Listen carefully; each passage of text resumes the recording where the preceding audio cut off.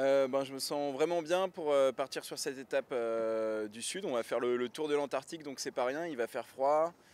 Ça va durer un peu plus de 35 jours, je pense. Donc voilà, mais moi je me sens plutôt bien. Avec Annie, on s'est bien reposé pour cette étape. Donc ouais, j'ai hâte de partir.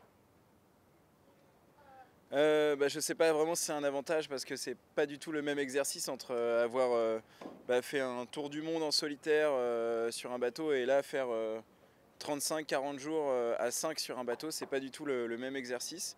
C'est sûr qu'avec Sébastien, on a l'expérience du bateau et l'expérience du large.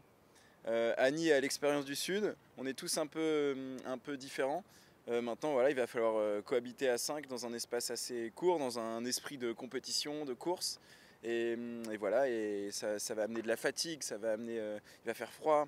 Donc voilà, ça fait beaucoup d'éléments qui font que c'est des conditions pas simples à vivre pour des humains. Mais voilà, c'est sûr que c'est pas le temps qui me fait peur, c'est pas la route qui me fait peur, mais voilà, c'est plus se découvrir les uns les autres et passer du temps ensemble quoi, sur un bateau dans un petit espace.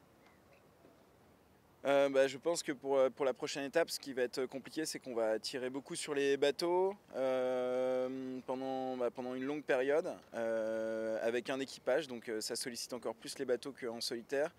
Donc voilà, il va falloir trouver le juste équilibre pour pas trop abîmer les bateaux, mais les pousser juste ce qu'il faut pour qu'ils finissent cette étape. Et ça va être pareil pour les marins, hein, parce que voilà, on va être fatigués, on va tous donner le meilleur de nous-mêmes, mais il va falloir aussi qu'on arrive à tenir la distance et tenir le temps qui va être long.